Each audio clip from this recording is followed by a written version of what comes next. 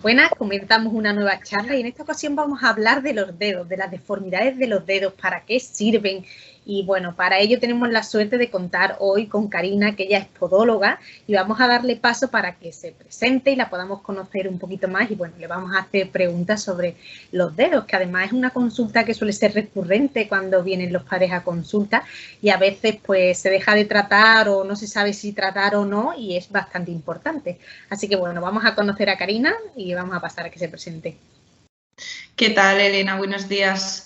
Pues bueno, sí, como bien dices, pues bueno, yo soy podóloga, como tú, y nada, pues llegué al mundo de la podología un poquito por azar. Yo siempre digo que un poco la podología me eligió a mí porque llegué allí sin saber realmente de qué iba el campo y me terminó enganchando y sigo enganchadísima. Así que nada, aquí espero seguir muchos años. Yo estudié en la Complutense y luego me formé pues, en podología deportiva, en movimiento y bueno, eso me ha llamado muchísimo la atención toda esa parte tan importante que tiene el pie, que tiene todas las partes, también los dedos, en pues, todo lo que tiene que ver con el movimiento desde que nacemos, vaya. Y nada, normalmente pues estoy en una consulta aquí en Villalba, donde me pueden encontrar, en Madrid. Y bueno, pues nada, pues espero a ver cómo será nuestra charlita, a ver si podemos dar ahí ciertas nociones y ciertas cosas curiosas sobre los dedos, ¿no? Y además es un tema que hace tiempo que quería tratar, porque veo que quizá no se profundiza mucho en ese tema, o sobre todo cuando estamos hablando ya de niños, ¿no? Entonces, bueno, creo que es un tema que va a ser muy interesante. Pues vamos a pasar a definir un poco de qué se componen los dedos, cuál es su estructura, qué es lo que hay, ¿no? Ahí. Sí, pues a ver, los dedos, pues al final se forman, ¿no? Pues por ciertas invaginaciones, ¿no? Que se van formando en los tejidos cuando estamos aún en el útero.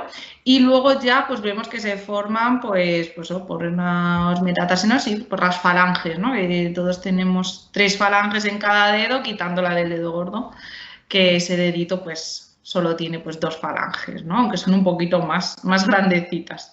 Y sí, luego ya pues tenemos también una parte muy importante pues, a nivel de los dedos, que también tiene una implicación a nivel de lo que es el movimiento, que es la uña, todo el complejo de la uña.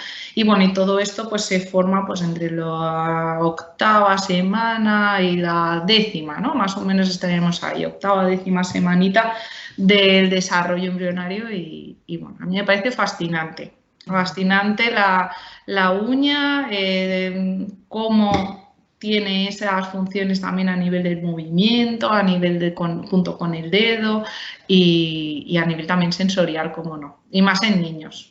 Porque ¿para qué sirve? O sea, ¿para qué sirven los dedos? ¿No? Porque hay gente que dice, ¿para qué sirven los dedos? Y más cuando tienen los dedos deformados te dicen, ¿para qué sirven? ¿No? ¿Qué función tienen? Sí, pues a ver, así como a nivel muy global, los dedos sirven pues para lo que es el movimiento y el equilibrio.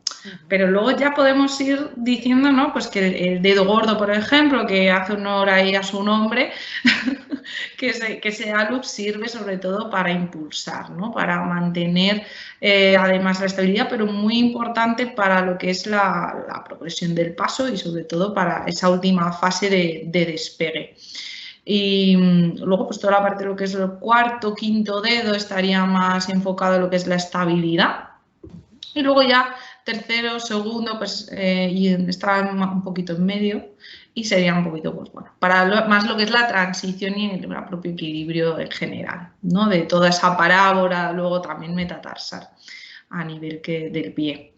Y bueno, un poquito serían esas las funciones. También es verdad que los dedos tienen muchas terminaciones nerviosas y que claro, esa parte sensorial que precede al movimiento pues es fundamental y ahí pues los dedos son maestros, son maestros. Sí, van captando esa información, ¿no? Por eso es importante que se tenga en cuenta que los dedos tienen su función, ¿no? ¿Y cuáles son las deformidades de los dedos más frecuentes en niños? Pues a ver, lo que hay un poquito de todo, ¿no? Pero lo que más vemos en consulta, pues sería, por ejemplo, el típico segundo dedo supraducto, pues a lo mejor el quinto, ¿no? El quinto que también se queda hiperextendido, o un cuarto infraducto, que hay veces que son bueno, que ya nacen con ello, es congénito, y hay muchas veces, gracias a Dios, que en el 90% de los casos se resuelve ya cuando se va pasando a la bipedestación, pero bueno, hay algunos casos en los que hay que, bueno, a tratarlo, ¿no? Y bueno, como más frecuente, yo te diría ese segundo supraducto, que se pone encima del dedo o que está debajo del dedo, ¿no? Cuando se quedan los dedos puntaditos, ¿no? Exacto. Y luego también, bueno, podríamos hablar también de que ya no es tanto los dedos, sino ya también a nivel de radios, ¿no? Ese metatarsoaducto que a veces también vemos nada más nacer y que, bueno, que muchas veces también conseguimos resolverlo, pero sería una deformidad un poquito más grande, ¿no? Sí, que abarca un poquito más de lo que son los dedos, ¿no? Exacto. ¿Y cuándo recomendarías a los padres empezar a tratar? Si observan que sus niños tienen algunos deditos deformados o uno por encima de otro, por debajo. Yo creo que depende mucho tanto de la rigidez como del tipo de deformidad. Porque sí que es verdad que si ya directamente tenemos un nene que ya nace con un metatarsoaducto, pues a él ya sí que conviene empezar a trabajar, si es muy flexible, ¿no? Pues empezar a trabajar con vendaje, empezar a trabajar a nivel manual, enseñar también a los papis a hacerlo, para que cuando ese niño pase al gateo y luego pase a la sedestación, a la bipedestación, pues ya esos radios estén ya un poquito más alineados. A nivel de un segundo, por ejemplo, supraducto, pues si no está muy elevado, por ejemplo, o vemos que enseguida, en cuanto se hace se simula un poquito de carga abajo, ese dedo tiende a bajar, pues bueno, unas pequeñas manipulaciones cuando son pequeñitos, cuando son bebés, que vemos que responde bien, perfecto. Que no, pues ya hay que empezar ahí a trabajar con algún otro tratamiento, aunque bueno, esa en concreto es una deformidad que es muy postural y que vemos que enseguida en la mayoría de los casos no necesitamos hacer grandes cosas. Y luego la que a lo mejor sí se mantiene un poquito más de las que hemos hablado sería también ese quinto supraducto, ¿no? Ese quinto además hiperextendido, que ahí sí que podemos ver en consulta pues a veces un poquito más de rigidez. Y ahí pues tendríamos que valorar si simplemente con manipulaciones o si realmente es necesario trabajarlo ahí ya un poquito antes con vendaje, por ejemplo, antes de esa bipedestación. Sí, porque mientras no carga hay veces que no se sabe si tratar o no, porque bueno, mientras el niño carga o no carga, pero bueno, es interesante que ante la duda, pues bueno, pues que vengan a consulta, ¿no? Y podamos valorar, ¿no? ¿Y qué tratamientos son los más frecuentes normalmente cuando hay algún tipo de deformidad en los dedos? Hemos estado hablando, ¿no? De alguna manipulación, vendaje, ¿qué tratamientos hay? Pues bueno, así como los primeros, ¿no? Los más conservadores que tenemos serían pues esas manipulaciones hechas por los padres a nivel pasivo. También se puede simular un poquito de carga junto con esas tracciones pasivas. Y de esa manera también le haríamos, pues bueno, le meteríamos un poquito de carga ya, le meteríamos esa estimulación ya al dedo. También se puede trabajar con vendaje, pequeños vendajes, con kinesiotape, por ejemplo, que sí que es verdad que es un poquito más rollo para los padres irlo cambiando a diario, pero que suelen funcionar muy bien. También cuando hay varios deditos, es decir, si un dedito se me queda un poquito por encima, otro se me queda un poquito por debajo, pues el trabajar con un vendaje, por ejemplo, y mejorar la alineación de varios dedos también funciona muy bien. Y luego ya tendríamos pues las órtesis de silicona, las órtesis digitales de silicona que hacemos los podólogos a medida para ir trabajando bueno, pues esa alineación de los dedos que igual, bueno, pues como bien sabes, pues se puede hacer o para un dedito o para varios, dependiendo un poquito, la verdad que es muy polivalente y podemos hacer realmente muchísimos diseños en función de lo que necesite cada peque. Y luego ya tendríamos, ¿qué más? Pues tratamientos un poquito ya más agresivos, que dentro de lo conservador tendríamos los yesos también, ¿vale? Tendríamos los yesos también que se pueden utilizar cuando el niño pues aún no deambula. En algunos casos de metatarsoaducto, pues también lo que son las botitas, ¿no? Las botitas ortopédicas. Y luego ya también para casos muy rígidos o que no ya se han solventado con este tipo de tratamientos más conservadores, pues siempre tenemos el tratamiento quirúrgico también, que bueno, que se reserva pues para los casos pues más rígidos, más complejos, ¿no? Y que vemos que no han terminado de resolver en edad adulta y que están produciendo al final un problema. No siempre hay que tocarlo, obviamente, no siempre porque esté un dedo, un quinto supraducto hay que tocarlo, obviamente. No soy muy partidaria de eso. Pero si a nivel de tratamientos tendríamos esos. Sí, porque además es lo que decías al principio, es decir, que la función que tienen los dedos al final tiene que ver con el equilibrio y demás. Tenemos que valorar la función que está desempeñando el pie, cómo es esa base de sustentación, cómo son los apoyos, en función de eso se puede valorar cuando ya son más jóvenes o adultos, ¿no? Y con respecto a lo que estabas comentando de los vendajes y las siliconas, una ventaja que yo también veo de las siliconas es que es algo personalizado, que hacemos en el momento, lo moldeamos a la forma del pie y podemos jugar con muchas formas diferentes, es decir, que podemos hacerlo de muchas maneras y además, conforme va avanzando, a veces tienes que ir cambiando esa silicona, ir variando porque ha bajado más el dedo o ha subido.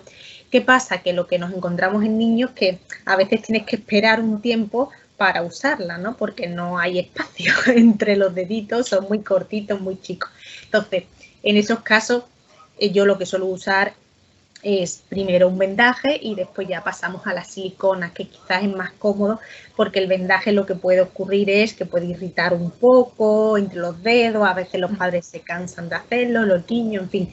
Y bueno, pues que son alternativas, pero eso no quita que, aunque la silicona no se puede usar, imagínate, hasta que el dedito es más largo, pues que hay otras cosas que se pueden hacer antes, ¿no?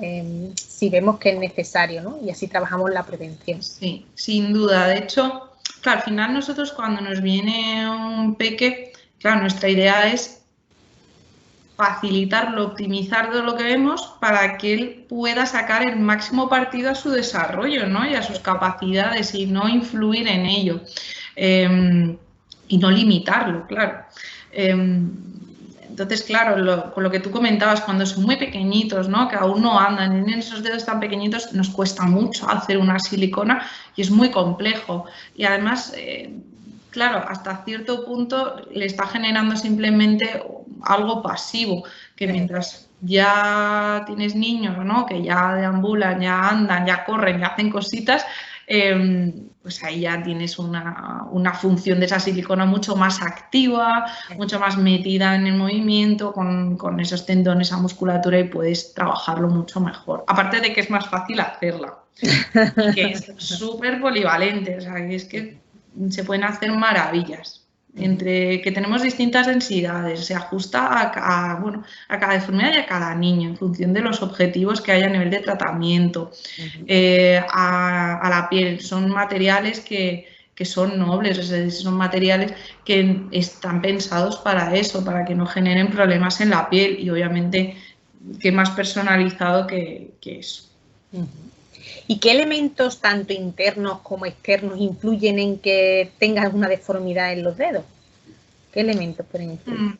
Hombre, yo te diría que fundamentalmente venimos de calzado, ¿no? Donde hemos visto hormas pues muy aducidas, hemos visto hormas muy estrechas, que realmente no respetan lo que es la anatomía en general, ¿vale? Tanto en peques como en adultos. Y que luego siempre hemos estado como que hay que ir calzado, que siempre hay que ir calzado. Bueno, pues al final, ahora también está surgiendo esta moda, ¿no? Del barefoot y tal, que está muy bien, porque al final se tiene más en cuenta esa anatomía, ese respeto a ese espacio en los dedos, ¿no? En esa puntera.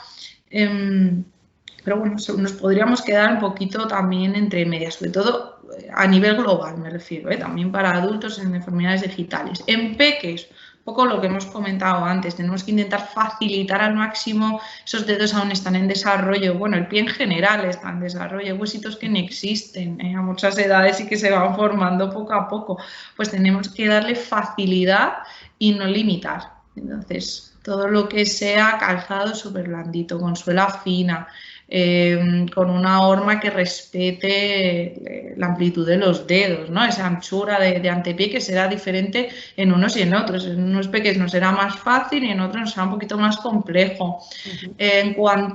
Directamente en cuanto a alimentos, por ejemplo, pues encontrarte un arco, por ejemplo, ya te va a influir sobre eso y te puede influir sobre el despegue en dedos.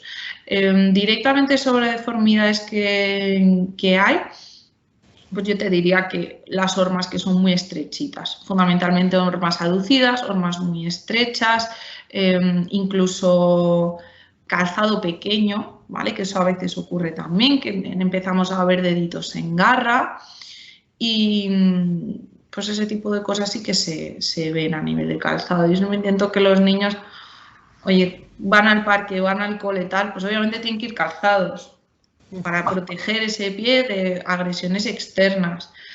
Pero claro, tienes que dejar que abran los dedos, tienes que dejar, porque si no, no van a poder moverse con libertad. Y sobre todo también creo que es muy importante para esa función anterior que tampoco haya limitaciones a nivel del retropié, a nivel de lo que es el talón, que también lo veo muy, muy importante. Entonces sí, todo lo que sea darle libertad a ese pie, darle libertad a esos dedos nos va a mejorar, sobre todo nos va a no limitar ese desarrollo